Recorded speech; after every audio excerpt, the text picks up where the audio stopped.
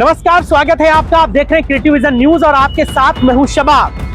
2024 में अखिलेश यादव किस तरह उत्तर प्रदेश में सियासत के बाजीगर बनकर निकले, आज हमारी खास पेशकश में हम यही आपको बताने की कोशिश करेंगे। हम आपको बताएंगे कि उत्तर प्रदेश में तमाम सियासी मुद्दों पर अखिलेश यादव ने कैसे अपने अपोजिशन के नेताओं को कड़ी टक्कर दी, उन्होंने कैसे योगी की हुंकार को कम किया, उन्होंने कैसे गठबंधन करके उत्तर प्रदेश में सियासत की एक नई तस्वीर पेश की।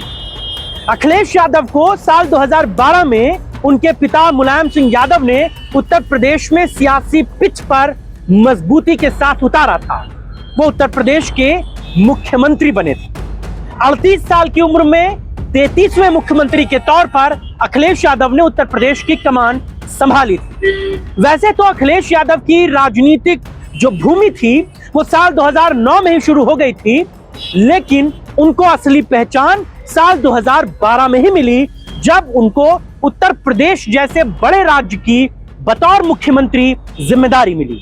ये जिम्मेदारियां उनके लिए बहुत कुछ लेकर आई। साल 2012 में मुख्यमंत्री बनने के फौरन बाद साल 2014 में लोकसभा के चुनाव।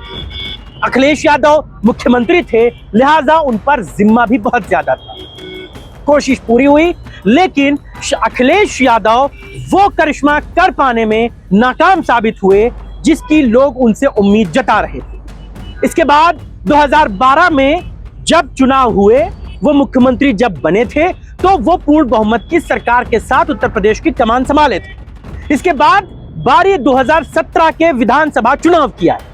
अखिलेश यादव को यह लगा कि शायद अब अगर वो कोलैबोरेशन कर लेते हैं तो जो उनकी कमियां हैं वो पूरी हो जाएंगी और वो सियासत में एक बार फिर अपना परचम लहरा पाएंगे। लेकिन 2017 से पहले क्या हुआ ये हम सब ने देखा। किस तरह परिवार में आपसी गुटबाजी हो गई, किस तरह चाचा भतीजे की लड़ाई हो गई, सरकार गिर गई। नतीजा ये हुआ कि 2017 अखिलेश यादव के लिए एक बहुत बुरा सपना लेकर आया। वो सत्ता से तो दूर हुए ही, साथ ही साथ परिवार में आपसी घमासान मच गया। इसके बाद साल 2019 के लोकसभा चुनाव में भी वो कुछ खास नहीं कर पाए। वक्त 2022 के विधानसभा चुनाव तक पहुंचा और अखिलेश यादव ने एक बार फिर से एड़ी चोटी का जोर लगाया और 2022 के विधानसभा चुनाव में योगी आदित्यनाथ को कड़ी टक्कर देने की कोशिशें की।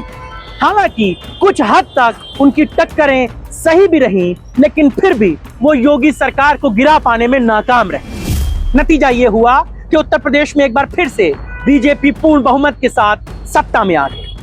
अखिलेश यादव को 22 के चुनाव के नतीजों ने यह समझा दिया कि अब अकेले काम नहीं हो सकता, उनको चाचा का साथ चाहिए।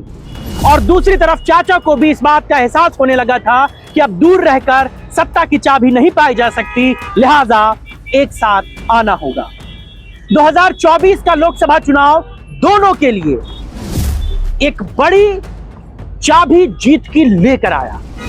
शिवपाल यादव, अखिलेश यादव एक साथ आए तो उन्हें हरा पाना नामुमकिन रहा। 2024 के लोकसभा चुनाव में अखिलेश यादव ने 37 सांसद जीतकर यह साबित कर दिया कि वो अपने पिता से भी एक कदम आगे। उन्होंने ये साबित कर दिया कि उनके पिता जब राजनीतिक तौर पर सबसे टॉप लीडरशिप पर थे तब भी उन्होंने 35 सांसद ही महज जीते थे और उन्होंने 37 सांसद जीतकर इस बार इतिहास रच दिया था। अखिलेश यादव शिवपाल यादव के साथ आने के बाद किस तरह 24 में उन्होंने 27 की भूमिका तैयार की, यह आपके लिए बहुत जरूरी है। आपको यह जानना जरूरी है कि किस तरह उन्होंने इस जीत की चाबी को हासिल किया। शिवपाल यादव के साथ अखिलेश यादव जब 24 के चुनाव में आए तो ये वो जोड़ी थी जिस चाचा भतीजे ने विधानसभा से लेकर के लोकसभा तक तहलका मचा दिया, कोहराम मचा दिया। शिवपाल यादव यहां पर योगी आदित्यनाथ से टक्कर ले रहे थे तो उधर अखिलेश यादव लोकसभा में बीजेपी को सीधी टक्कर दे रहे थे। 24 के चुनाव के जीतने के बाद अखिलेश यादव देश के तीसरे सबसे बड़े नेता बन चुके थे और उनकी पार्टी देश की सबसे बड़ी तीसरी पार्टी बन चुकी थी। लिहाजा लोकसभा में भी उनका अस्तित्व, उनका महत्व इंपॉर्टेंट हो गया था। हर इश्यूज पर वो राहुल गांधी के साथ कदम से कदम मिलाकर चल रहे थे, सरकार से मोर्चा ले रहे थे। तो यहाँ शिवपाल यादव, माता प्रसाद पांडे और पूरे विधायकों की टीम के साथ योगी आदित्यनाथ की सरकार से सीधी टक्कर ले रहे थे। इन बातों ने 24 में अखिलेश यादव को सिकंदर बनाया। उत्तर प्रदेश में दलितों को अपने साथ रखने के लिए अखिलेश यादव ने पीडीए के फॉर्मूले को एग्जीक्यूट किया। पीडीए में पी फॉर पिछड़ा, डी फॉर दलित और ए फॉर अल्पसंख्यक था। इसमें दलित वोटरों को साधना अखिलेश यादव के लिए सबसे ज्यादा जरूरी थी। अखिलेश यादव ने अयोध्या के चुनाव में अवधेश पासी को मिल्कीपुर विधानसभा सीट से उठाकर अयोध्या की लोकसभा सीट से चुनाव लड़वा दिया। हालांकि यह चुनाव बहुत इंपॉर्टेंट था क्योंकि अयोध्या जैसी सीट पर बीजेपी का हिंदुत्व का एजेंडा था। बीजेपी यहीं से हिंदुत्व के एजेंडे को पूरे देश भर में धार दे रही थी। वो देश भर में यह बता रही थी कि हमने जिस तरह अयोध्या में राम मंदिर का निर्माण कराया है, हम ही सबसे पक्के सनातनी हैं, हम ही सबसे पक्के हिंदुत्व के अलंबरदार। लेकिन जब 24 के नतीजे आए, अवधेश प्रसाद ने अयोध्या की बाजी को पूरी तरह पलट दिया था। अवधेश प्रसाद पासी ने दलित होते हुए भी अयोध्या की लोकसभा सीट को जीत लिया था। उनकी जीत दलितों में एक बड़े माइलस्टोन के तौर पर देखी जा रही थी और अखिलेश यादव ने भी उन्हें अपने सिर का ताज बनाया, लोकसभा में अपने बगल की सीट पर बिठाया। अखिलेश यादव ये चाहते हैं कि मायावती के कमजोर होने के बाद जो दलित वोट बैंक छिटका है वो साफ तौर से उनकी पार्टी की तरफ रुख करे और अवधेश प्रसाद पासी की जीत दलितों के वोट बैंक को सपा में लाने में बड़ी कारगर साबित हुई। अखिलेश यादव पिछड़ी जातियों पर और अगड़ी जातियों पर भी काम कर रहे थे। उन्होंने प्रदेश अध्यक्ष को बदलते हुए श्यामलाल पाल को नया प्रदेश अध्यक्ष बनाया तो माता प्रसाद पांडे को विधानसभा में नेता प्रतिपक्ष। इन दोनों ही चीजों के अपने बड़े संकेत थे। श्यामलाल पाल समुदाय यानी कि पिछड़ी जाति से आते थे। अब अवधेश प्रसाद के बाद अखिलेश यादव का टारगेट पिछड़ी जातियों को भी अपने साथ जोड़ने का था। पाल समाज के व्यक्ति को प्रदेश अध्यक्ष बनाने के बाद पिछड़ी जातियों का बड़ा वोट बैंक उनके हिस्से में आया। तो वहीं अगली जातियों पर भी भरोसा जताने के लिए माता प्रसाद पांडे को उन्होंने विधानसभा में नेता प्रतिपक्ष बना दिया और यह मैसेज देने की कोशिश की कि पिछड़े, दलित और अल्पसंख्यकों के साथ वो अगड़ों के साथ भी हैं और समाजवादी पार्टी अगड़ों का भी पूरा सम्मान कर रही है। इसीलिए तो वो माता प्रसाद पांडे को शिवपाल यादव पर तरजीह देते हुए विधानसभा में नेता प्रतिपक्ष बनाते। दलितों के मुद्दों को भुनाने के लिए भी अखिलेश यादव ने हर संभव कोशिश की। बाबा साहेब पर गृह मंत्री की टिप्पणी के बाद अखिलेश यादव लगातार सदन से लेकर सड़क तक एग्रेसिव रहे।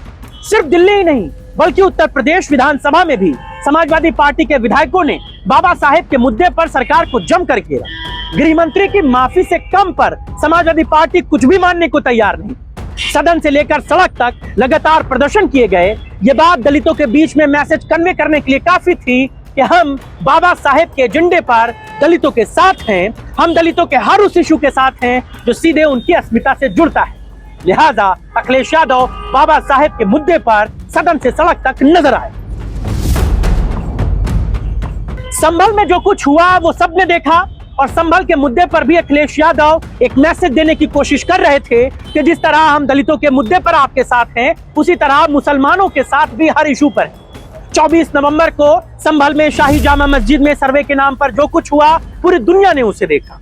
अब बारी मुसलमानों के साथ खड़े होने की। लिहाजा संभल के मुद्दे पर भी अखिलेश यादव मुसलमानों के साथ खड़े नजर आए। उनका डेलीगेशन संभल में पीड़ित परिवारों से मिला, उनको आर्थिक मदद दी। इसके साथ ही साथ वो मुसलमानों के संभल के मुद्दे पर सदन से लेकर सड़क तक लड़ते नजर आए। उन्होंने हर उस मुसलमान के इशू पर साथ खड़े होने की बात कही जो मुसलमानों को उनके फेवर में रखने और करने के लिए जरूरी था, क्योंकि अखिलेश यादव को भी ये एहसास है कि 24 के लोकसभा के चुनावों में मुसलमान समुदाय ने 92% अपना वोट इंडिया अलायंस को दिया है। यानी कि मुसलमानों की एक बड़ी आबादी ने सिर्फ अखिलेश यादव और कांग्रेस को अपना नेता माना है।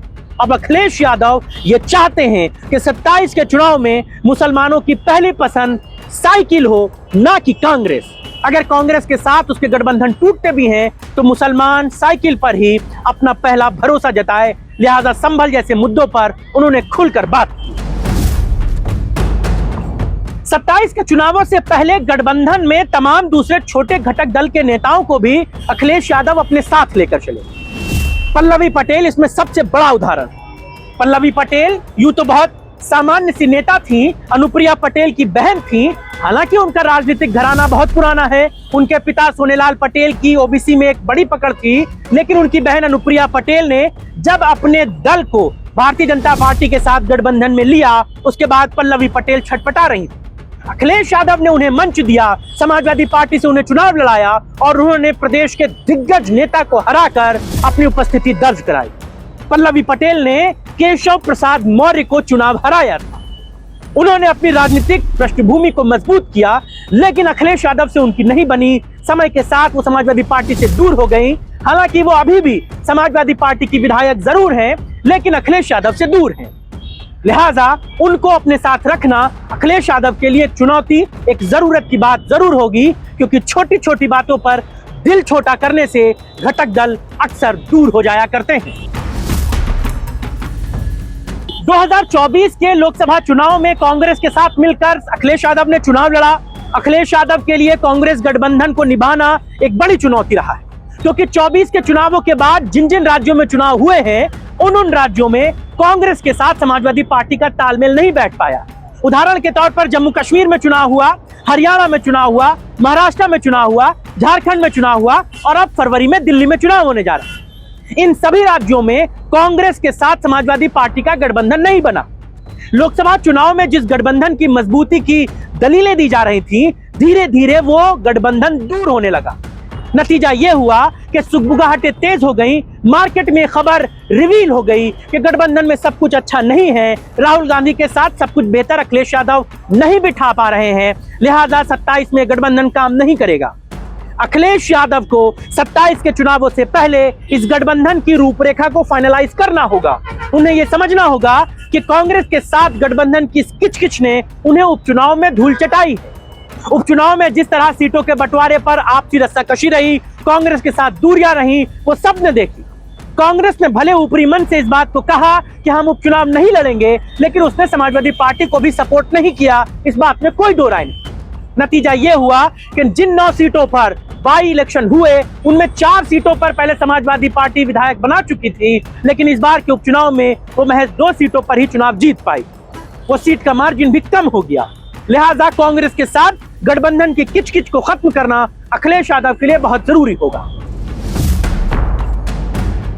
तो 24 का साल जाते जाते अखिलेश यादव बहुत कुछ सीख कर गए हैं। चुनावों में वो राजनीतिक चाणक्य के तौर पर हैं। उन्होंने 24 के चुनावों में वो कर दिखाया जो उनके पिता नहीं कर पाए।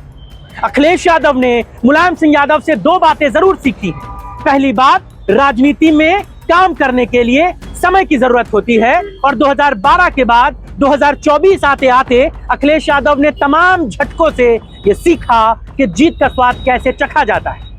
दूसरी बात, अखिलेश यादव ने अपने पिता से सीखी है कि सब पर भरोसा रखना होगा और आपको अपनी टीम बनानी होगी। आप मेरठ से लेकर के गाजीपुर तक अकेले चुनाव प्रचार नहीं कर सकते, आप अकेले चुनाव नहीं लड़ सकते, आपको अपनी टीम बनानी होगी। ठीक उसी तरह जिस तरह मुलायम सिंह यादव अपने साथियों के साथ चुनाव लड़ते थे। उनके पास आजम खान जैसे मुस्लिम चेहरे भी थे, तो उनके पास बेनी प्रसाद वर्मा जैसे पिछड़ी जात के नेता भी थे, जो उनके लिए हमेशा मददगार साबित होते थे। और अखिलेश यादव ने वापस अपने चाचा का साथ पकड़कर इस बात को साबित भी किया है कि सबको साथ लेकर चलने में ही भलाई है, और 24 के चुनाव में उन्होंने इसका मजा भी चखा है। 24 में अखिलेश यादव ने 27 की तैयारी कर ली है। निश्चित तौर पर अगर चाचा भतीजे की ये जोड़ी इसी तरह चलती रही, तो 27 में उन्हें सत्ता का स्वाद चखने से कोई रोक नहीं सकता, क्योंकि दोनों फुल फ्लैश बल्लेबाजी कर रहे हैं और भाजपा को बैकफुट पर ढकेल रहे हैं। आज की चर्चा में बस इतना ही। आपको हमारी चर्चा कैसी लगी हमें जरूर बताइएगा। आपकी प्रतिक्रिया का हमें इंतजार रहेगा। नमस्कार।